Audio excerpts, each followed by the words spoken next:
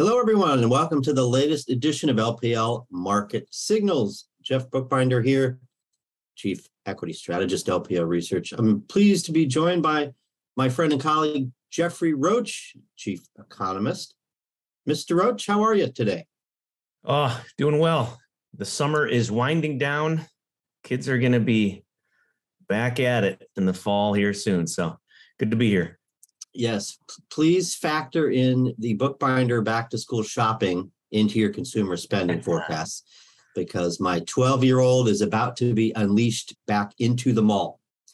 So look out, Abercrombie, Hollister, Aeropostale, all of the above.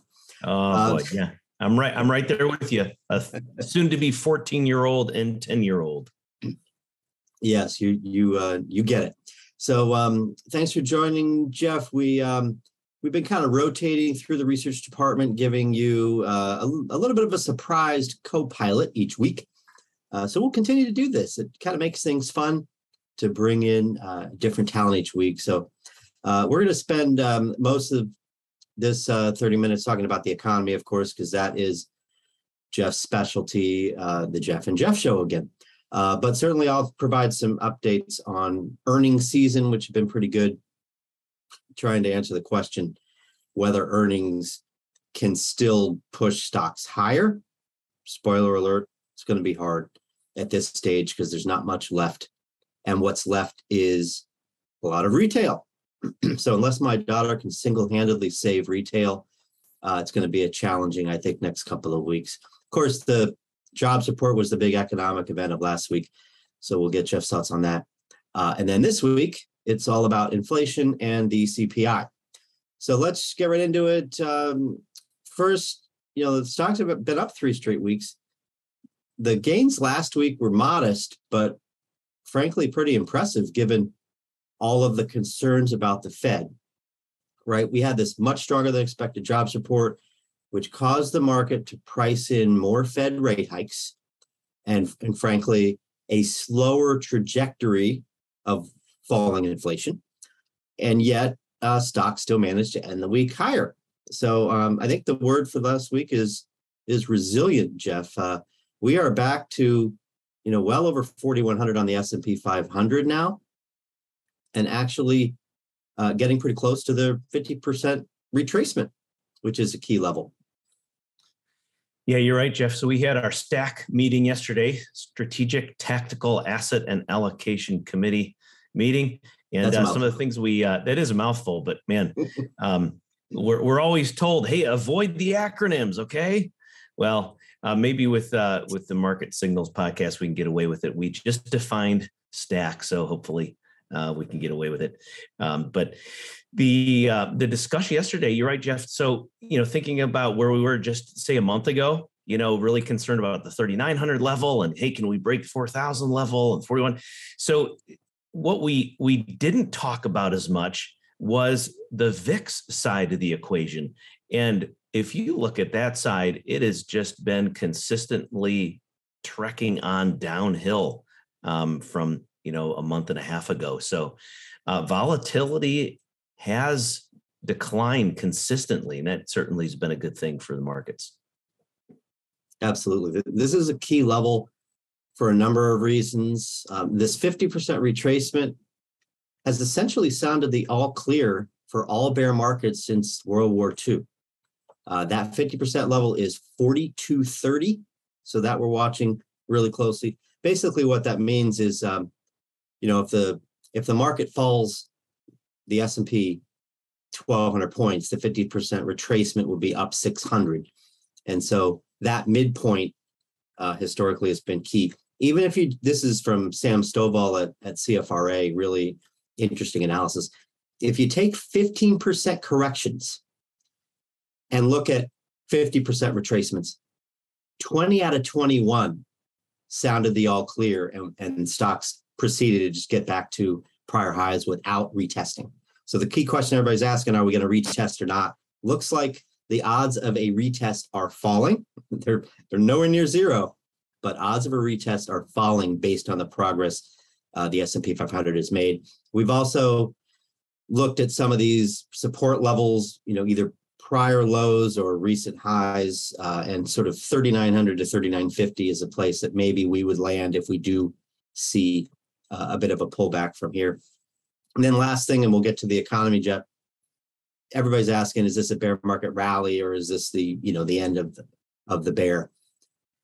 I don't think we know enough to make that call, because bear market rallies within bull markets, long bull markets, or bull market recoveries can be as much as 13, 14%. In fact, that's pretty typical. And that's what we're up now, 13, 14% off the lows. So we'll say, I know that's kind of a cop out, but we'll just say we really don't have enough information yet to say this bear is over. So let's turn to the economy, and we'll talk soft landing and what we learned, potentially soft landing, and what we learned about the economy from the jobs report on Friday, Jeff. I mean, it was a boomer. I don't think anybody expected 528,000 jobs, even the most optimistic on the economy. Seems like the odds of recession are quite a bit lower now, based on what we saw then, or at least the odds of a recession in 2022. Yeah. So I think the storyline has been, going into the report on Friday. I think a lot of us were revising up our estimates based on the ISM surveys. So, one of the reasons why we look at all these different metrics is that it helps explain other aspects of the information flow. So ISM services, ISM manufacturing, both have a component within them embedded under the headline number that talks about, employment, hiring, and the such. So ISM surveys were kind of pointing toward a slightly stronger number for July. The challenge, and this is where it was a little bit confusing, is we thought, well, claims during the survey period, which is the week that includes the 12th, was softer than it was the previous month survey period. I think that was kind of the competing data, but ISM was the big factor. One of the things that I'm still looking into and trying to understand is, in the household survey, there's been a slight uptick in the number of multiple job holders. It's not alarming levels. I think some of my colleagues in other firms are maybe putting too much emphasis on that fact, multiple job holders and temp help. And, again, factoring the fact that the BLS does tend to revise these numbers a fair amount. So we do have to be really careful not to be overly rosy optimistic after this July print. It's possible that this thing will be revised down. However, I don't think anybody's saying, well, it's going to be revised to be negative, a net negative. I mean, that's clearly not going to happen. I think one of the things that's really helpful to think about is the labor market is slowing in a really nice decelerating factor. So, Jeff, we were just joking about our kids. Yours are a little bit behind me. Mine's turning 14 this weekend. He's a boy. When he gets behind the wheel, one of the things that I'm going to have to really work on is, hey, look, you get to a red light, you get to a stop sign, don't slam on the brakes. Nobody likes that. You want to decelerate slowly. And if you average out some of the most recent labor market stats, particularly the July one, and you kind of do a 6-month moving average, you see a really nice classic mature driving pattern going right into that stop sign. It's slowing down and not crunching and screeching to a halt. That's what we'd like to see, as I watch the Fed relative to some of the pressures there. But this graph is basically saying, in addition to what I just highlighted on the labor market report, you also need to factor in that the recovery is still about 5 million away from trend. Look at that orange line. we want the labor market numbers to have about, 155 million. We don't want about 150 and change, but 155 and change. And so this is a little concerning because it's the folks that have not re-entered. They're on the sidelines. They're not looking for work. Hence, they're not counted in the unemployed. That's why this unemployment rate is so low, frustratingly low, because folks are not looking for work, so they're not counted in the labor force. So there you have it. That's kind of the big picture from the labor market. But I think, we didn't talk too much about this, Jeff, but the title of this podcast is referencing our mid-year outlook. So we talk about turbulence, we talk about landing, we got that beautiful plane picture coming onto the runway. Is the soft landing still possible? And my argument is, given I just talked about the fact that the labor market is slowing in a real classic, nice way, the soft landing, I think, still is possible. Not a done deal, but still possible. Nice tie in there for the mid-year outlook, which is where that last graphic came from, of course, with the guy in the LPL gear landing. By the way, yeah, I wanted to point out, he even had an LPL branded hat, which I thought was pretty classy. That's our marketing. Our marketing team did a great job with that. That is cool. I actually have a hat like that. So good stuff from marketing. Check out our mid-year outlook if you haven't already. These charts that we're going through now on the jobs report are actually in the weekly market commentary, which we just put out on LPL.com yesterday. I actually tweeted out the link to that just a little bit before we started recording this morning. It is August 9th as we are recording. So let's move forward, Jeff. The next chart you put in the weekly on this jobs report is where have all the workers gone? You alluded to this, right, that a lot of people are still on the sidelines, not joining the labor force, which is making it tougher to alleviate wage pressures. Right. And it's not just from the BLS. This theme is still showing up and loud and clear here in some of the other measures, particularly from the National Federation of Independent Businesses. NFIB released a small business optimism index this morning. Again, we're recording on Tuesday the 9th, and NFIB gives us some great metrics. And what I looked at, in fact, I shared this with some of the colleagues here, is small businesses across the country are still saying one of the most challenging problems right now for small businesses is finding qualified workers. That's it. So clearly inflation is a big issue, and that's a frustrating point for businesses. But finding qualified workers still there. And this is kind of just another angle for what this graph is just saying.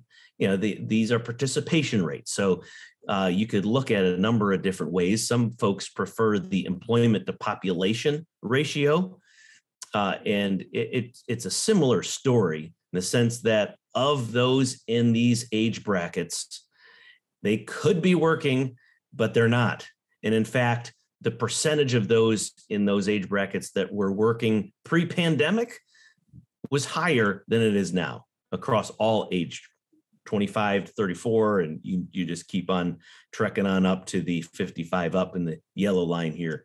And so small businesses are struggling to find workers. Of course, the response typically, ceteris paribus conditions, as we like to say, all other things being equal, the firms will say, hey, look, the only way to attract workers is to raise, the wage for the opening. And so that's exactly right, Jeff, as you just said, as it relates to inflation. So, yeah, where have they gone? I'll answer that question by this. They possibly have gone to start their own businesses. That's why you look at business formation statistics being very helpful to explain some of the gyrations in the labor market right now. Mm-hmm. Kind of related to the gig economy and all those Uber drivers and DoorDash drivers that are out there and maybe not necessarily being counted. That I know we've talked about this before. That I think continues to present a challenge for economists to keep track of the labor force and using traditional participation statistics. Well, the household survey will capture that. So yeah, the gig workers are not on payroll, so they won't show up on the establishment survey, but they will show up in the household survey. By the way, we really geeked out in our morning call yesterday, Jeff, talking about household survey and establishment survey. So yeah, gig economy, household. But here's the other thing I think that we can track. That's why the business formation stats is so important, because I think there's a fair amount. Why it's not just think. I know there's a fair amount of folks that are doing the application for businesses. They've set up payroll. They, with ADP, for example, got their EIN number for tax purposes, et cetera.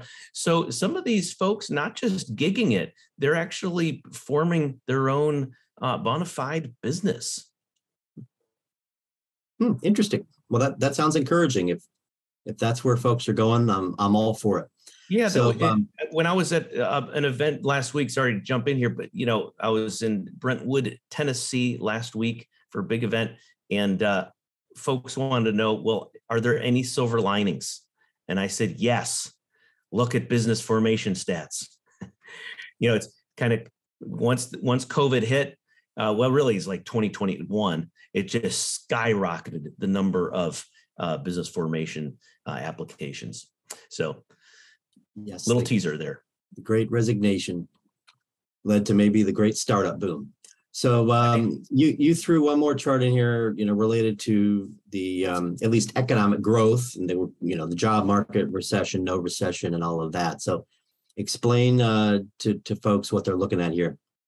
Yeah, this is a really helpful story. I think advisors can take this with them to when they're at the cocktail party with the question about recession and inflation. And the point is that you look at those boxed areas that I have in the chart, the dotted boxed areas, late 90s, early 2000s, and 2011 to 2018-ish were all periods where particularly durable good prices were falling, not just the rate of inflation slowing, but it was actually deflation. So negative, we're below the zero line, right? So we're in negative territory, meaning prices are actually falling, and we didn't have a recession.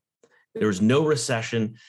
Inflation was cooling off, and in some areas, of course, outright declining. And I think this is a great story to add. Again, going back to our mid-year outlook, granted, this is not a done deal. It's not going to be necessarily, quote unquote, easy for a soft landing as the Fed is hiking and tightening financial conditions. But this is all possible. In the mid 90s, the Fed was tightening. The labor market started easing pretty clearly. The Fed stopped its tightening, held steady for a little bit, and actually responded by cutting rates. It's all 95, 96 time period. And you can see this period where, no recession. There's the shaded vertical bars there are indicating the recession periods in the recent decades. So that's why I just titled the graph, look, we can have a slowdown in prices without a corresponding recession. The old mid-cycle slowdown. Exactly. I've heard it referred to.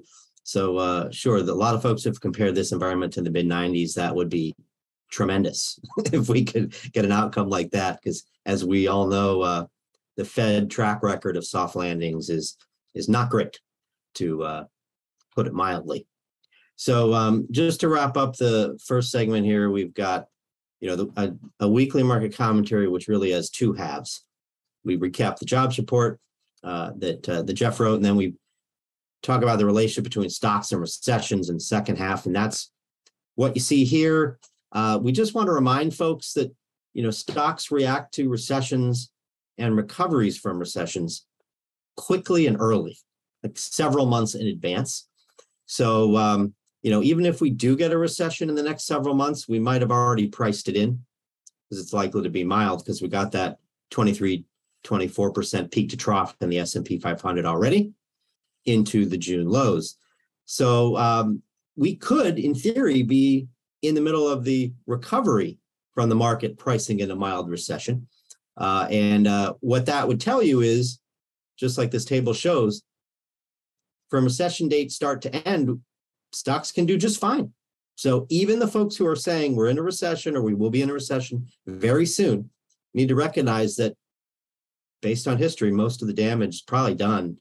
In fact, in this chart, we're just showing how the S&P does from start of recession to end of recession.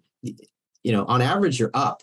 And if you take out 2008 and 9, you'd be up a fair amount because you add you take the median, which of course takes out the outliers, and then you're up 5%. So most of the damage is done, and it's going to take a lot of incremental economic weakness and earnings weakness to take us below those June lows, or at least meaningfully below those June lows. And then the other point we made, and we've shown this before, so it may look familiar to some of our regular listeners, but if you look at all these bear markets over the last 60, 70 years or so and break them out into recession or no, if you don't have a recession, or if you have a mild recession, you tend to not only see smaller declines, like low 20s, mid 20s, and you see faster recoveries, 10 months on average and not 27 months on average. So if we have a 10-month recovery, we could be back at the highs in early 2023.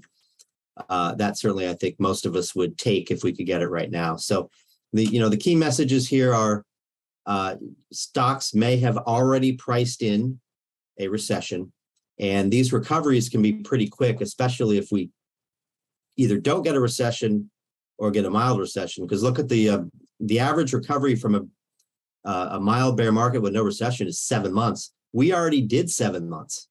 I'm sorry, the length of the bear, rather. This bear is already 8 months.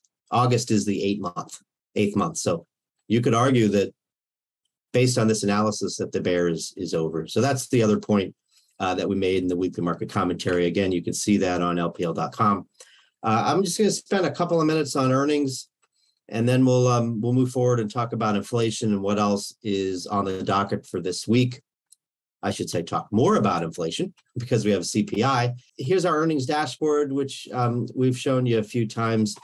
The good news is earnings season, has been quite solid. The typical 3% upside, most folks didn't think we'd get that. If you look at the very long term, like since earnings numbers were aggregated, we have numbers back to the mid 90s, 3 to 4% is about average. And we've got that. Earnings are tracking to, about this. These numbers are a touch out of date now because we've gotten a few more results here over the last several days. But, earnings are tracking up to like 6.7% year over year. When we started earnings season, they were tracking to 4%. So that's a nice amount of upside. And, average upside might not sound exciting, but when you've got a really strong dollar, you've got a slowing economy, and you've got these intense inflation pressures, not to mention the supply chain problems that are still going on, these are really, really good results. So earnings season has been a win, and it's a big part of why stocks are up, at least in the last 6 weeks or so. But here's the problem, and then I'll pass it over to you, Jeff. The big names have already reported. There is not a lot left. And what's left is retail, a lot of it anyway. So even though I'm impressed by what companies have delivered, I just don't think there's enough left to drive this next leg higher in the market in the short term. And we're going to need good news from inflation or the market's interpretation of the Fed to push us up to potentially that 50% retracement level, 42.30 that we were talking about before. Mm-hmm. Well, I wonder, Jeff, if you have thoughts on this. So I referenced the NFIB, National Federation of Independent Business report that I just read through just before we got on this recording. And, love your take on this. But if I if I hear from businesses that they are having trouble attracting workers, and at the same time, I hear from businesses that they're having trouble passing along higher prices, what is that going to do for your average business owner? How are they going to respond? Cut costs somewhere else, or just factor in lower profits? Yeah, if you can't raise prices, you got to cut costs, right? I think the key here is the revenue line, Jeff. We've had several percentage points of upside to revenues, and revenues were expected to be up low teens anyway. So I really think that's where that extra cushion is coming from. Companies have surprised on the margin side too. They haven't shown as much margin pressure as a lot of people expected. But that extra revenue is really a big help. And why are they generating strong revenue growth? Well, a lot of it is they're able to pass along the higher cost to their customers.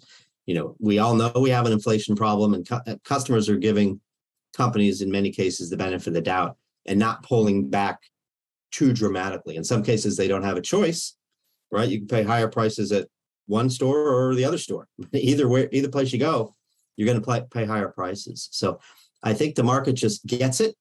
And the combination of pretty good margin, pretty good cost management, and that pricing power and strong revenue has enabled companies to get these strong results. So, maybe they're not going to get, maybe the market won't get surprised in the next couple of weeks as earnings season winds down.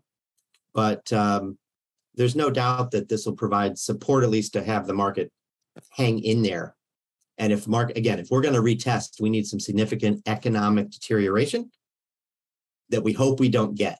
But there's nothing from corporate America, even though we've had some companies miss, of course, some pretty high profile companies take down guidance. Overall, the picture is just too good for stocks to retest the lows because earnings are weaker or because estimates have come down. And they have come down. They've come down about 2.5%. So, and frankly, that was a win, I think, for most investors who thought estimates were going to come down even more than that. So, in fact, our estimates at LPL Research are still below the estimates from the consensus. So maybe a little more downside estimates because of the economic environment, but we would argue not a ton, at least not in the second half of the year. So let's turn to the preview of the week, Jeff. And of course, the big news is going to be the CPI. By the time many of you listen to this, you will have already seen the report on Wednesday morning at 8:30 East Coast time. This is really the headline of the week, what we're all going to be watching. Yeah, you're exactly right. And so, Jeff, as I'm reading this slide, I'm thinking that's right. So, as you just referenced, the watchers of this podcast, listeners, will be laughing, thinking, "Oh, wait, we already know what July CPI is." So in order to not sound stale in this conversation, I think what I want to do in thinking about the inflation stats and helping advisors and as they talk to their clients thinking through the inflation story, I think the best way to do this, and when this number comes out, I'm going to do this myself. I'm going to break it down by durables, non-durables, and services. I'm going to look at some components of inflation, and I'm going to pretty much ignore the headline. So, I sound like a broken record when I talk about this, but it's going to be, the real value in understanding the trend of where prices are going, the trajectory here. You have to look at the components. What's the trend going on for durables, non-durable services? And I think it's fair to say that what's most obvious is the bifurcation between those. You had durable prices on a wonderfully dramatic downswing the last several months, and we have to watch services. Look at the components in that regard, and that's going to help us think about, all right, you got a July print. The Fed's going to have another month of data by the time they meet in September. They're going to have the August print. So July print, August print. We'll have some high frequency data already for the first half of September by the time the Fed meets and makes a decision here. So it's a little bit up in the air at this point after Friday's strong job report, but I think it's fair to echo Mary Daly's comment, and that is 50 basis points is a reasonable starting point. And I think that's a great way to go in. All right, so it communicates they're downshifting the speed at which they're tightening financial conditions, and 50 basis points in September is a good starting point. It's reasonable to use Mary Daly's word. And of course, Mary Daly is the president of the San Francisco branch of the Fed. Yeah, I've already seen some folks talking about a bigger hike, which you could have predicted given the jobs number. So whether we get 50 and then two 25s or a 75 and a 25, we still think another percentage point of hikes this year is likely. But if that's wrong, it's probably wrong because it's a little less than that, not a little more. At least that's our bias. Maybe it's 60-40, not a high conviction lean, but that's right. That's our team lean at this point. So that's right. Everything's at the labor market right now in terms of just the big picture of what Fed needs to do. So if you go back to Powell's statement after the most recent meeting, talking about the weakness in business expenditures, the weakness in spending, the weakness because of high inflation pressures. Everything was weak. And the one bright spot was the labor market. And so it really depends on how much the labor market slows, how dramatically it slows, whether the Fed pauses or not in December. I think at this point, it's a little bit less likely for them to pause in December, and they're still going to be hiking September and November. By the way, they do not meet in October. So basically, I have 3 meetings left for this year. And we do not expect a surprise intra-meeting hike, but certainly folks are speculating that could happen. Right, so, right. We'll watch as the markets will. We'll be watching the Fed closely. The only other things this week really that jumped out at me, I mean, of course, we have more earnings, but it's in the home stretch.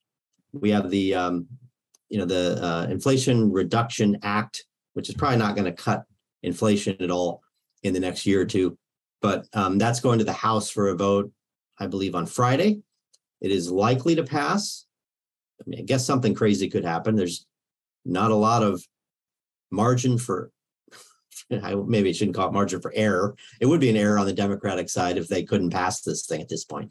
But that is probably going to pass.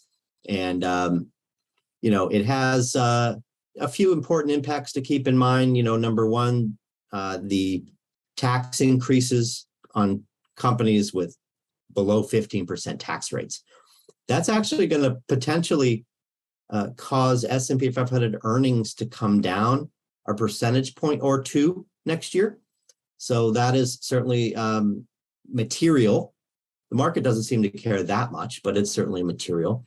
And then starting in 2026, drug companies are not going to be able to raise prices as much. So that will have earnings impact, but it's a few years away. There's a buyback tax in there. So companies are probably going to do dividends over buybacks starting next year when that reportedly will be going into effect. So there could be a small, it's going to be hard to notice, but there could be a small shift in corporate preferences toward dividends as opposed to buybacks as a result of that piece. And then there's some, Affordable Care Act subsidies that could help health insurers. There's a lot of renewable energy tax credits that could help companies in that area, as well as electric vehicles. So it's kind of a winners, losers, a lot of sort of countervailing forces within that bill. But certainly for stock pickers, the policy will matter. And it'll certainly be interesting to see how the market reacts to lower profit estimates next year for certain companies, especially big tech that have a lot of, lower tax profits overseas. The sort of poster child that gets brought up a lot is Amazon, but there are others. It'll be interesting to see how the market reacts to that when those companies' tax bills go up.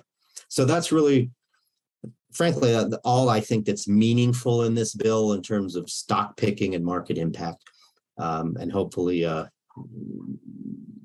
that's all we get, and we don't get hit by some negative surprises as people read this thing, because I don't know how many hundreds of pages it is, but it's a big bill. So I think we're at time, so I'm going to go ahead and wrap up there and just thank everybody for joining this latest edition of LPL Market Signals. Thank you, Jeff, for walking us through what's a really complicated economic environment. It's great that people are getting jobs, but it makes the Fed's job tougher, and it makes it tougher for us to analyze this economy. It's really unlike anything we've seen, but we've had a good earnings season, and certainly that is providing support for stocks, and we'll now turn our attention to that CPI tomorrow. So again, thanks everyone for listening. Thanks as always for joining us on the latest edition of LPL Market Signals. We will see you next time.